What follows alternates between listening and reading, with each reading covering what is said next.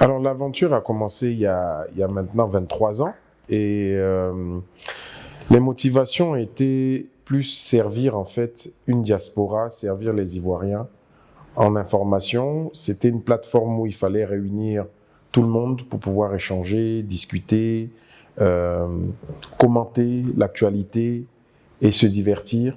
Et c'était vraiment ça les objectifs de départ. En tout cas pour moi, c'était les objectifs de départ. On voulait s'amuser sur Internet, c'était un nouvel outil.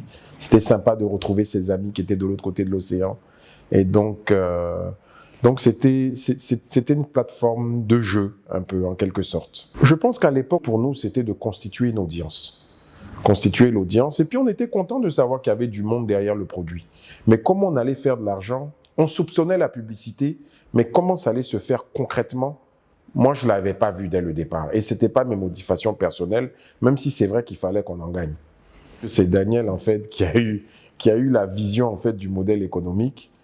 Comme j'ai dit, moi, c'était plus, en fait, le côté créatif, le côté divertissement. Mais Daniel commençait à être conscient, en fait, qu'il fallait que la plateforme, en fait, génère de l'argent. À partir du moment où nous avons réussi à construire une audience, les annonceurs ont commencé à s'intéresser à cette audience. Et on a commencé à avoir des annonceurs qui ont voulu nous acheter des espaces publicitaires pour promouvoir leurs marques et leurs produits, notamment les opérateurs, ensuite des plus petites PME qui ont voulu promouvoir par exemple la vente d'Atcheke aux États-Unis pour la diaspora ivoirienne qui y vivait. Donc ça nous a permis de découvrir un nouveau modèle économique qui était celui de la vente de nos espaces publicitaires, mais aussi celui de la vente de produits. À travers la vente d'Atcheke, c'est le commerce, c'était le début du commerce électronique.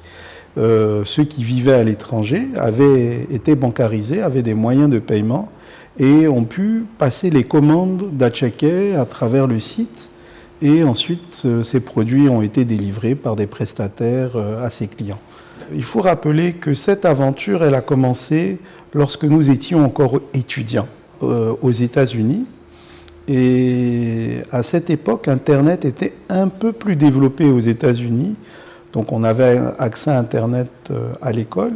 Et ça nous a incité à utiliser cette technologie pour développer notre portail Abidjan.net. Comment on devient journaliste forcé?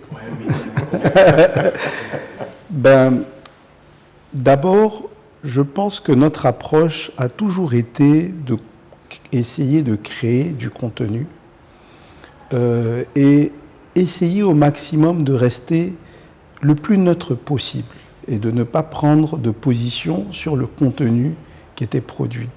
Donc, on a toujours gardé, je dirais, cette ligne. Si nous sommes restés en activité, c'est parce qu'on est resté toujours sur une information vérifiée. On s'est battu contre les fake news avant que les fake news existent. Et on a toujours essayé de produire une information de qualité en établissant des partenariats avec des sources d'informations qui ont bonne réputation, en essayant de travailler avec des groupes de presse qui ont bonne réputation et aussi en permettant à nos utilisateurs de commenter toute publication qui était faite. Et ces commentaires nous permettaient aussi d'avoir un autre point de vue et aussi une analyse de notre communauté sur les informations qui étaient publiées. Donc, effectivement, nous ne sommes pas journalistes, mais nous avons eu la chance de collaborer et de travailler avec des journalistes. Vous savez, le commerce électronique, ce n'est pas juste de la vente. Il faut d'abord avoir une vitrine. Il faut d'abord avoir des produits. Il faut ensuite avoir la logistique, donc pouvoir livrer ces produits. Il faut pouvoir les payer. Donc, c'est toute une chaîne. Maintenant, dans la chaîne, il faut savoir qu'est-ce que vous faites. Et nous, on pense en fait avoir eu la vitrine. Les produits, c'était facile de les avoir, puisque tout le monde décide de les vendre. Mais le plus gros problème, c'était le paiement. Alors, comme Daniel l'a dit tout à l'heure, oui, la diaspora avait accès à ces paiements-là. Mais est-ce que les Ivoiriens avaient accès encore à ces paiements-là? Donc, comment on faisait du commerce électronique en Côte d'Ivoire? Et donc ça, c'était en fait une plaie qu'on essayait en fait de soigner. Et c'est pour ça qu'on est rentré dans la fintech. Donc, pour pouvoir en fait répondre aux moyens de paiement à travers en fait ces nouvelles technologies qui sont aujourd'hui disponibles. On a différents produits que nous avons introduits sur le marché ivoirien. Donc aujourd'hui, nous avons la plus grosse palette de cartes Visa prépayées. Nous avons la carte classique, nous avons la carte Platinum, nous avons la carte virtuelle qui est gratuite pour tout le monde. Il suffit de télécharger en fait notre applicatif qui s'appelle APM. Et à travers cet applicatif, non seulement vous pouvez dématérialiser nos cartes, mais vous pouvez aussi dématérialiser les cartes des autres banques, toutes Visa. Donc, une fois que ces cartes sont dématérialisées, vous êtes dans un univers en fait de paiement. Pas simplement avec notre carte, mais vous pouvez payer aujourd'hui avec de l'Orange Money, avec les cartes des autres banques, dont nous ne sommes même pas en fait distributeurs. Et donc, en fait, c'est un monde en fait qu'on a complètement ouvert et qui permet en fait à tout le monde de se faire payer et de payer. Je pense que les difficultés en fait qu'on connaît sont nombreuses, hein. Mais les plus grosses difficultés sont les difficultés en fait liées aux capacités à pouvoir innover, trouver les hommes, le capital humain. C'est pour moi la plus grosse difficulté qu'on a. Aujourd'hui, on cherche certaines compétences qu'on n'arrive pas à trouver en Côte d'Ivoire parce qu'on veut simplement innover. Et donc, le capital humain est véritablement un gros problème, ce qui nous a poussé d'ailleurs à aller chercher quelquefois ailleurs parce que on trouvait pas en fait les ressources locales. Ou même quand on les trouve, elles sont excessivement chères et donc du coup, c'est pas rentable. Après, bien sûr, on est tous liés à des difficultés financières parce que on veut avancer sur un marché qui n'est pas encore mature. On est toujours un peu à la pointe de la nouvelle technologie, on est toujours un peu devancier. Donc pour certaines personnes, ils comprennent toujours pas très bien ce qu'on veut faire et c'est beaucoup plus tard en fait qu'ils le comprennent. Mais entre-temps, il faut survivre, il faut pas mourir. Donc souvent on est tiré en fait par les finances à ce niveau-là. En gros, ce sont les grosses difficultés qu'on a, l'innovation, le capital humain et bien sûr les ressources financières. On ne voudrait pas voir ce média disparaître, on voudrait continuer à créer de la valeur pour ce média. Aussi, on a vu beaucoup d'entreprises céder des parts à des investisseurs et quelques années plus tard disparaître. On a été approché par des investisseurs, on a été approché par différentes personnes qui se sont intéressées à notre activité. Mais il y a aussi une question de vision.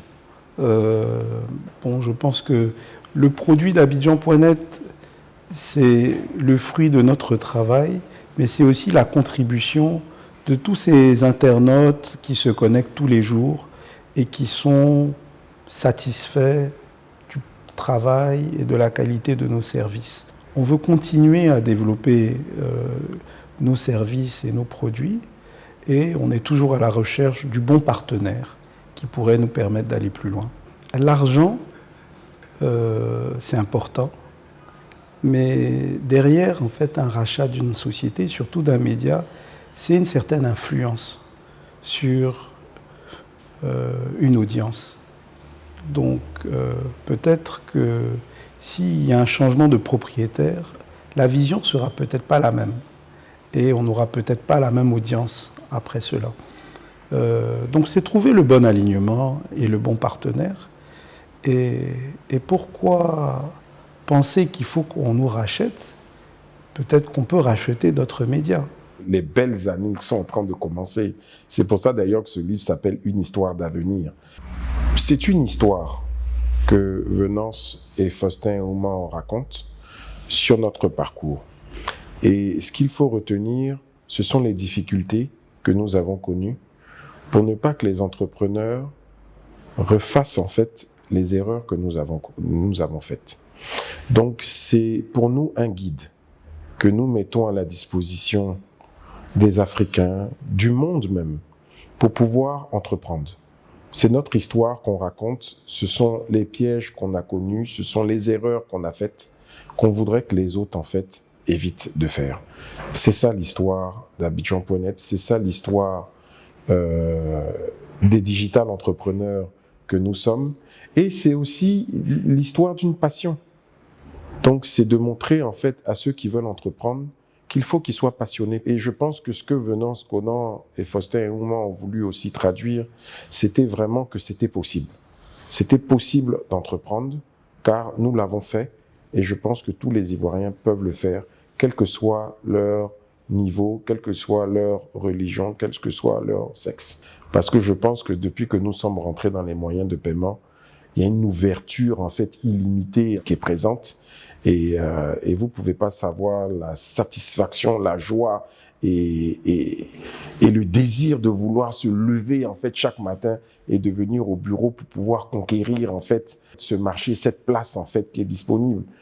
Et pas seulement en Côte d'Ivoire, pas seulement en Côte d'Ivoire, mais dans l'UEMOA, dans la zone CEMAC, dans l'Afrique francophone et même pourquoi pas dans l'Afrique anglophone. L'avenir est là en fait. Et nous avons les outils, nous avons l'esprit, le mindset déjà fait en fait pour y aller. Ce qu'on peut retenir de nous en tant qu'entrepreneurs et dans l'activité diversifiée dans laquelle nous sommes aujourd'hui, c'est qu'on essaie d'accélérer la transformation digitale de notre continent.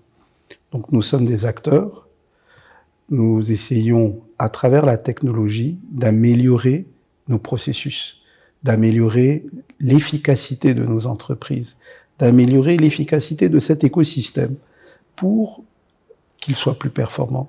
Et cette performance, en fait, crée de l'emploi, ça crée de la valeur et nous contribuons indirectement au développement de nos régions. Ce qu'il faut retenir de Gilles et de Daniel, c'est que nous sommes en fait des personnes passionnés. Nous aimons ce que nous faisons. Nous avons des équipes compétentes avec qui nous travaillons tous les jours, des équipes qu'on drive, qu'on engage, avec qui on veut réaliser en fait un rêve. Et tous les jours, nous essayons en fait de poursuivre ce rêve. Et comme Daniel l'a bien dit, pour apporter de la valeur, pour changer les choses, pour utiliser en fait les nouvelles technologies, pour pouvoir améliorer le quotidien de tout le monde. De tout le monde.